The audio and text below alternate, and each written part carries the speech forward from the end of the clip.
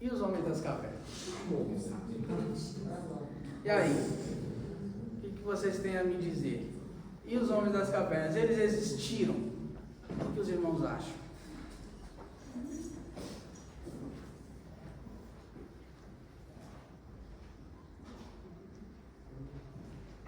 E aí?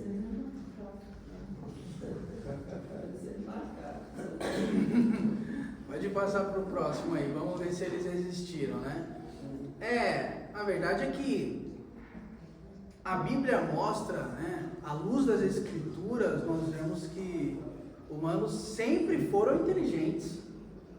Olha só o que diz Gênesis 2, versículo do 15 ao 17. Coloca na tela, por favor. O Senhor Deus colocou o homem no jardim do Éden para cuidar dele e cultivá-lo. E o Senhor Deus ordenou ao homem: coma livremente de qualquer árvore do jardim. Como é que Adão sabe o que é comer? Como é que Adão sabe o que é árvore aqui? Cuidar, né? Porque precisa no mínimo de um grau de inteligência para cuidar e cultivar algo, né? Exatamente.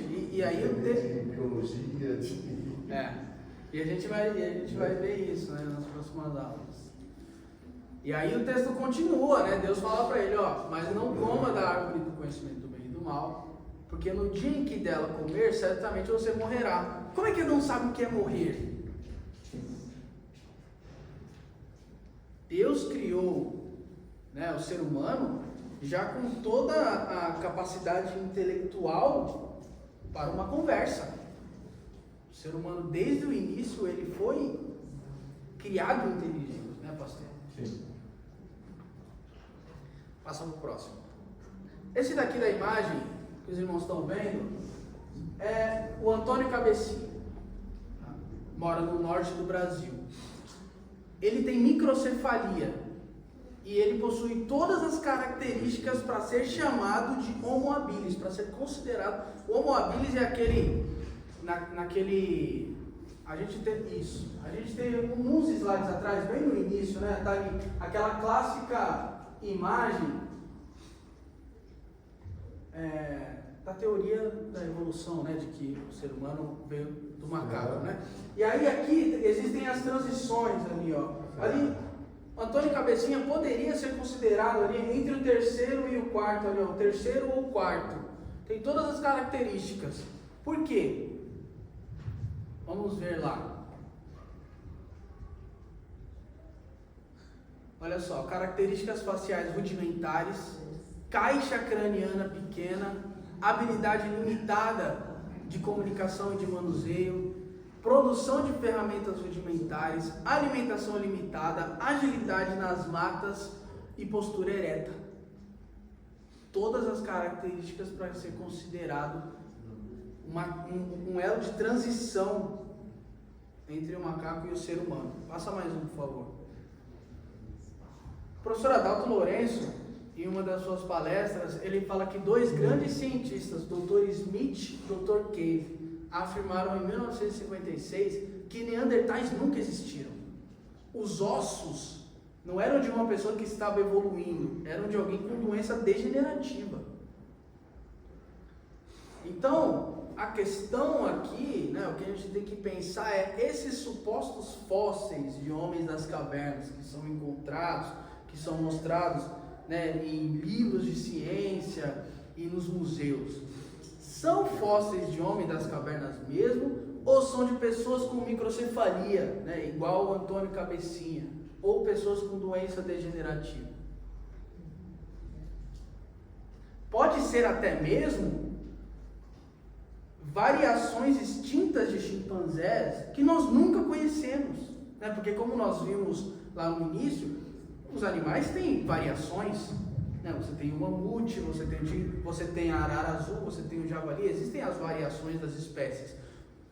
Pode ter sido uma variação de chimpanzé que foi extinta, a gente nunca conheceu.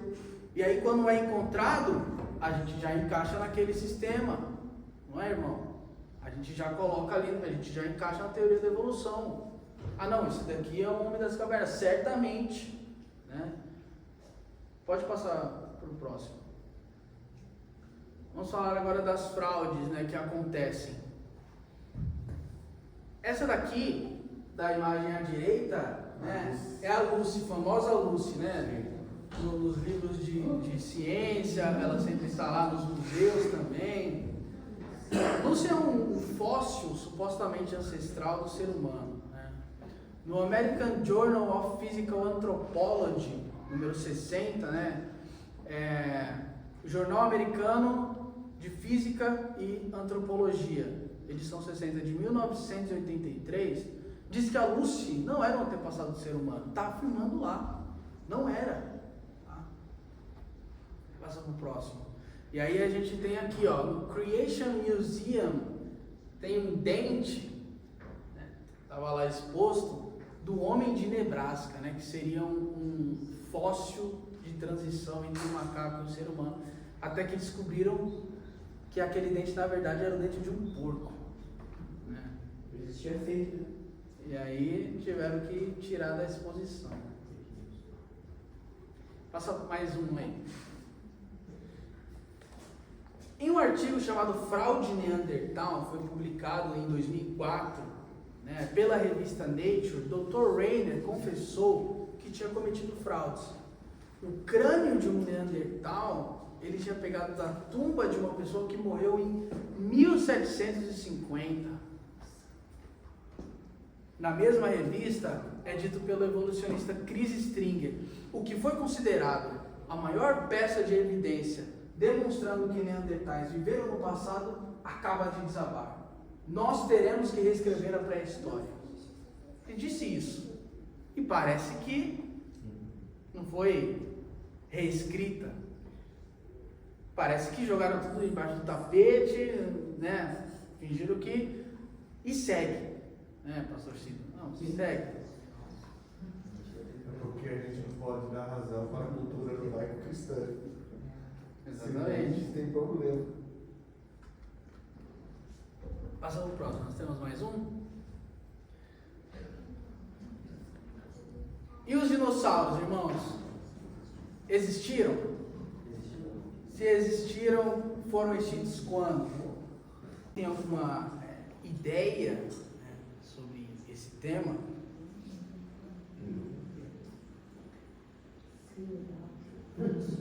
Os fósseis existem, isso é comprovado, não tem como desmentir. Agora, em que fase que ocorreu, tem uma, agora eu não lembro o nome do teólogo que fez uma, que assim, os dinossauros podem ter existido naquela fase onde em Gênesis diz que a Terra era sem forma e vazia.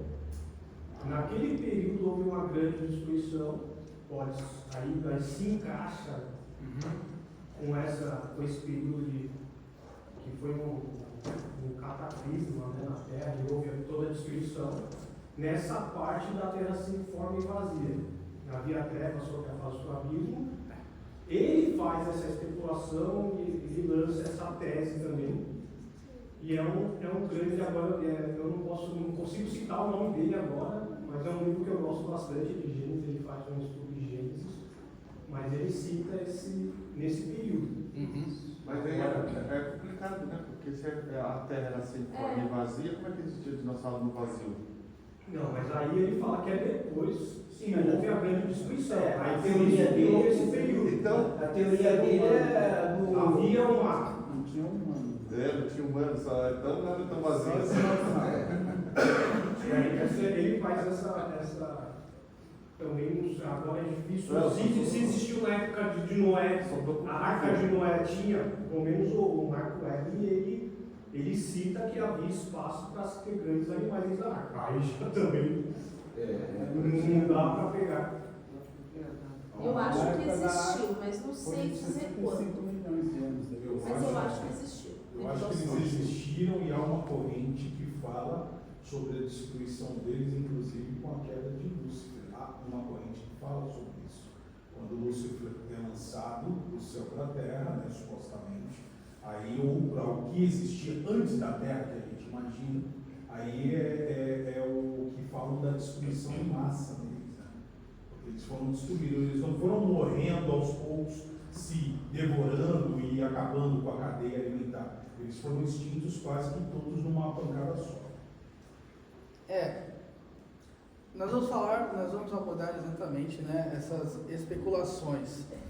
Existem alguns irmãos que acreditam que foi Satanás que criou os dinossauros e, né, deixou os fósseis embaixo da terra para enganar os cristãos. Mas, na verdade, não. Tem um paleontólogo, que é o Everton Alves, que ele diz que quando a gente analisa os dinossauros, nós vemos que eles eram animais complexos, lindos, de diversas cores e tamanhos, né? Uma biodiversidade completa, que só um Deus criador, poderoso e onipotente, poderia criá-los. E Satanás não tem esse poder de criação. Né? Somente o Deus ao qual nós servimos poderia criar animais tão belos e complexos. Existem diversas especulações e teorias de em que época os dinossauros existiram e quando eles foram extintos. Existem duas principais, que são, vamos ver aqui, né? Qual é a primeira? Existem duas possibilidades principais. A primeira delas é de que os dinossauros foram extintos e afogados no dilúvio. Então eles perderam a hora aí, né, de entrar na arca. Noé tinha marcado ali uma hora para os animais se reunirem e eles acabaram acordando atrasados, né? E aí eles foram afogados. Mas por isso, eles são obras de Satanás. Essa teoria ela ganha força, né? Quando nós vemos que os dinossauros eles são encontrados soterrados na terra com várias e várias camadas de sedimentos em cima deles. O biólogo Marcus David diz que para os dinossauros terem sido soterrados dessa forma, né, houve um soterramento de gelo ou de pedras, ou talvez até uma grande inundação rápida, pontual, inesperada, né, que seria o dilúvio. O professor Everton Alves, né, o paleontólogo que eu já citei, a paleontologia é a área de pesquisa que foca nos dinossauros. Então aqui o Everton Alves ele diz que os dinossauros foram soterrados por uma grande quantidade de lama. Um saurópode, por exemplo, a gente tem aqui a imagem do saurópode. Olha só. O saurópode ele podia chegar a 20 metros de altura, né? Quanto de sedimento de lama que precisaria para soterrar um animal desse tamanho, desse porte? Somente um maremoto, trazendo quantidades imensas de lama para soterrar um animal desse.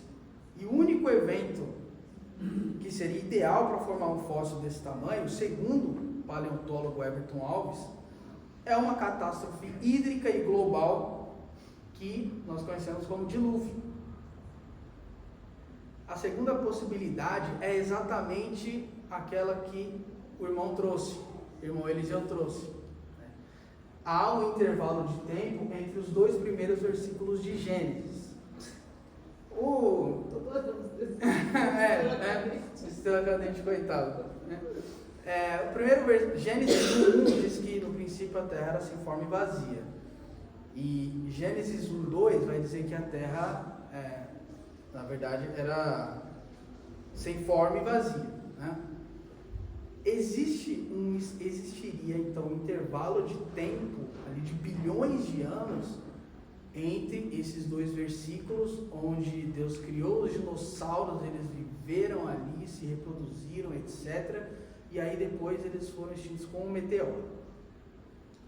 Mas existem outras teorias também, né, de que os dinossauros entraram na arca filhotes, e aí depois do dilúvio eles encontraram um ambiente hostil, né, não favorável, e acabaram morrendo de fome e frio.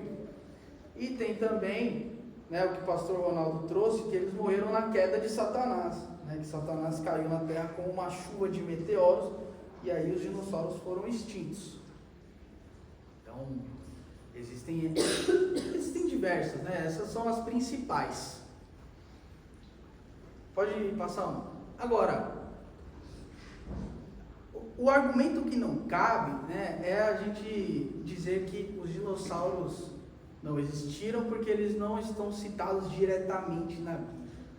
Porque existem animais hoje, que a gente sabe que existem, mas eles não estão citados diretamente, né? O cachorro não está citado diretamente na Bíblia. A gente sabe que ele existe. Então existem diversos animais que não são citados na Bíblia, né? Mas não é o caso dos dinossauros. Olha só que interessante. Olha o que diz em Gênesis 1:21. E Deus criou as grandes baleias e todo o réptil de alma vivente que as águas abundantemente produziram conforme as suas espécies. No hebraico, essa palavra ali, grandes baleias, é a palavra tanim, que pode se referir a crocodilos enormes, serpentes grandes, ou seja, nesse versículo está incluído aí a criação de todos os seres grandes, e os dinossauros estão incluídos, então. O texto traz as grandes baleias, né, pastor? Essa mesma palavra, tanim, vai aparecer, sabe aonde depois? Lá no Êxodo, quando Moisés joga a vara dele no chão e transforma-se numa serpente, é a mesma palavra que alguns também vão dizer como crocodilo. Quem defende essa ideia é o Carlos Vailate, que é a mesma palavra que aparece lá. A Leviatã interessante. Tem uma figura muito emblemática na Bíblia, né? Ela cita o Leviatã e tem um outro que é um grande animal também, né? É bem emblemático, é algo assim que realmente deixa você com a pulga atrás da orelha. Tem um outro também, que agora não veio um grande réptil também que a Bíblia cita, o Leviatã tem um outro. Sim. Pode passar um. Olha só. A Bíblia menciona 3 animais que até hoje não foram explicados. Né? Tem o Leviatã, o Raabe e o Behemoth. Né? E eles são descritos como muito grandes e podem ser os dinossauros. Né? Aqui eu não vou afirmar nada, né, pastor? É uma possibilidade. Sabe quem vai por essa linha? Só eu. Vai por essa linha de Raabe, Behemoth e Leviatã. Como se fosse dinossauro. Inclusive eu peguei dele. Mas pegou de Peguei dele, inclusive. Vamos ver um por um, então. Né? Olha só, Raabe. Isaías 51:9. Diz assim: acorda, ó Senhor, acorda, salva-nos com teu grande poder, como fizeste antigamente, no tempo dos nossos antepassados. Tu cortaste Raabe em pedaços, tu mataste aquele monstro do mar. Essa ali, monstro do mar, no texto original em hebraico, aparece a palavra tanim, que, como nós vimos, é uma palavra que significa monstro, né? Dragão, algo grande, assustador, que causa espanto, né? E aí eu coloquei ali uma imagem de um mosasauro, né, que é o rei dos répteis marinhos, mas pode ser uma baleia assassina, né? Pode ser algum outro animal, pode ser um crocodilo, né? Vamos ver o próximo. Olha só o Behemoth, que está em Jó 40, os versículos de 15 a 18. Veja o Behemoth que criei quando criei você e que come de capim como boi. Eu acho interessante a gente trazer qual é o contexto dessa passagem em Jó 40, né? Jó passou por uma situação complicada, que ele perdeu os filhos de uma vez só, ele perdeu seus rebanhos, recursos financeiros, a saúde, né? E ele ficou assim, porque em uma conversa entre Deus e o diabo, né? Deus fala: olha só o meu servo Jó, um homem íntegro, fiel. E aí o diabo diz para ele: mas é claro, você dá tudo para ele, né? E aí Deus fala: não, eu vou te mostrar então, faz com Jó o que você quiser, mas só não tira a vida dele, né? E aí o diabo faz isso tudo na vida de Jó. Até que Jó se vira para Deus e fala: Senhor, o que está acontecendo, né? Lá no capítulo 23, Jó fala: se eu soubesse onde achá-lo, eu encheria a minha boca de argumentos para falar com ele. Aí Deus fala assim: Jó, vem cá, deixa eu te mostrar uma coisa. E aí aí ele responde isso daqui para Jó. Veja o behemote que criei quando criei você, e que come de capim como o boi. Que força ele tem em seus lombos, que poder nos músculos do seu ventre. A cauda dele balança como o cedro, os nervos de suas coxas são firmemente entrelaçados. Seus ossos são canos de bronze, seus membros são varas de ferro. Bicho é bravo. Que animal será esse daqui, meus irmãos? Ele come capim. Come capim como boi. Doido, né? Mas aí ele tem seus lombos, o seu ventre, o músculo do seu ventre, parece um. A ideia aí está descrevendo um animal muito forte, né? A ideia é um animal grande, forte, parrudo. Não é uma formiguinha, é um animal que... Será que não era esse animal aqui? Será que não era um brachiosauro? Mas aí tem escamas, ele pode ser, não é escamas, é como se fosse como eu posso dizer, de tartaruga, sabe aquele, o outro cada tem um braço, né? Então são vários dinossauros. Agora a gente pode especular, né, pastor? Não tem problema não. Podemos especular, só não. Pode ir. Pode especular, você pode abrir várias caixinhas, só precisa fechar depois. É porque se eu olho para a natureza hoje, eu não vejo um animal que bate com essas descrições. A gente não tem. Algumas versões, né, talvez na sua Bíblia, ali onde está behemote, esteja escrito hipopótamo ou rinoceronte. Algumas versões trazem hipopótamo ou rinoceronte. Com o osso do lado nessa. Exatamente. Só que a cauda, Exatamente. o cauda a balançar como o cedro não é uma árvore pequena, tão frágil. É uma das madeiras mais fortes, e as árvores de cedro são gigantescas. Então, falar que a cauda dele balança como cedro não é um animal pequeno. A cauda dele não é. O hipopótamo não tem uma cauda, nem um elefante. Vai estrear uma música, vai estrear uma alusão ao dinossauro. Não, desse tamanho não. Né? Tem um rabinho pequeno. Um rinoceronte também. E esse cedro, como o pastor Ronaldo trouxe, é o tronco de uma árvore que se chama cedro, né? E é gigantesca. E olha as pernas dele, né? Parecem colunas mesmo. É um animal. Pode ser uma variação de um outro animal que ficou extinto, né? Que não seja um dinossauro. Pode ser. Aqui são só especulações. Né? Depois o pastor fecha. A gente vai abrir. Aí, pastor. Ó, A teoria dele não certo.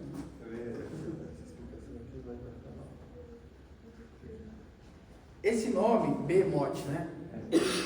Deriva do hebraico e aparece somente aqui em toda a Bíblia. Só vai aparecer aqui. Né? A palavra é considerada por muitos especialistas como o feminino plural de remã, berremã, que ocorre dezenas de vezes e basicamente significa animal selvagem ou gado. Muitos estudiosos o identificam com o hipopótamo. Essa hipótese faz com que o habitat do animal seja o Egito, não Israel. O behemote e o leviatã são nomes que têm sido identificados com diversos animais reais, até mesmo dinossauros, ou também com figuras mitológicas.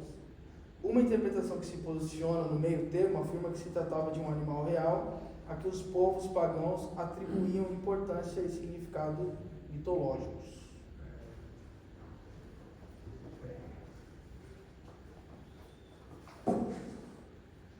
Vamos para o próximo. O Leviatã, olha só, meus irmãos. E aí, porque aí Deus continua falando com Jó aqui em Jó 41, né?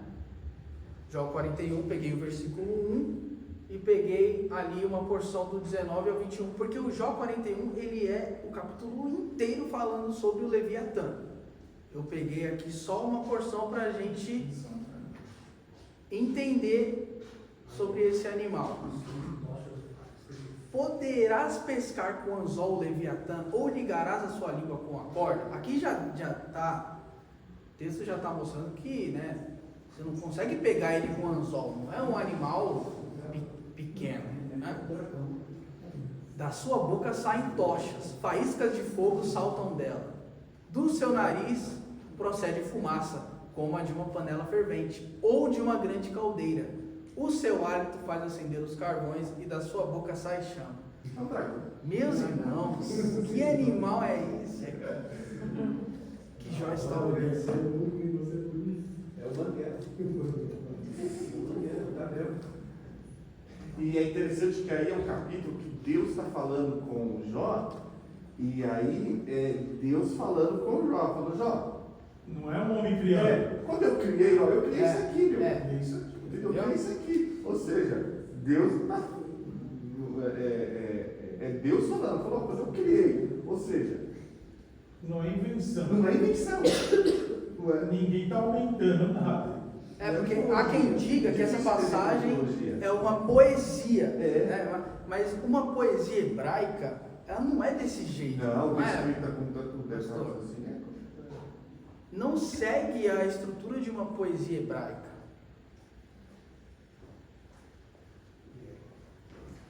Por mais que o livro de Jó seja categorizado como um livro poético, isso não tira a historicidade. Não. Passa mais um. Olha só. Existem diversas interpretações para o que é o Leviatã, né? O dragão, um dinossauro que cospe fogo. Até aponta até para um crocodilo também. Um crocodilo. Um dragão, um monstro marinho desconhecido. Um monstro marinho. Aqui eu peguei um monstro marinho que eu vejo que a maioria, né, traz ali como um monstro marinho, monstro do mar. Pois porque a gente fala assim, nossa, mas um animal que cospe fogo, eu não sei se eu acredito. Se eu estivesse falando de Ezequiel, beleza, a gente vai falar que é simbólico. O profético simbólico, é simbologia, né, velho? Agora, o Jó, aí já o texto já não dá, não. O próprio contexto não permite que seja uma poesia, porque Deus está mostrando para Jó. É porque está aí dentro do contexto daquilo que a gente chama da resposta de Deus, que mais pergunta do que responde. Né? Olha só, porque quando chama a Jó, né? Mas onde você estava quando eu fiz isso? Quando eu fiz isso, onde você estava? Sim. A gente fica meio cético, porque, né, é um animal que cospe fogo, mas se a enguia elétrica fosse extinta, lá atrás, eu acho que nós também teríamos dificuldade de acreditar que um animal marinho que solta choque elétrico, ou que existe um inseto que de noite ele emite uma luz, que é o vagalume. Né? Passa mais um aí.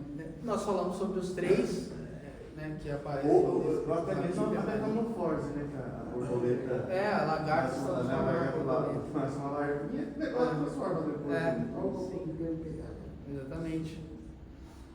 Vale lembrar, né, a gente viu aí o Raabe, o Behemoth, o Leviatã, mas vale lembrar que existem variações de dinossauros vivos, que são os crocodilos e o dragão de Komodo, mas há controvérsias, né? Dentro da área da paleontologia é debatido, é discutido se eles são mesmo variações de dinossauros ou não. Há quem discorde, né, ali, eles meio que se dividem. Vai colocar em rinoceronte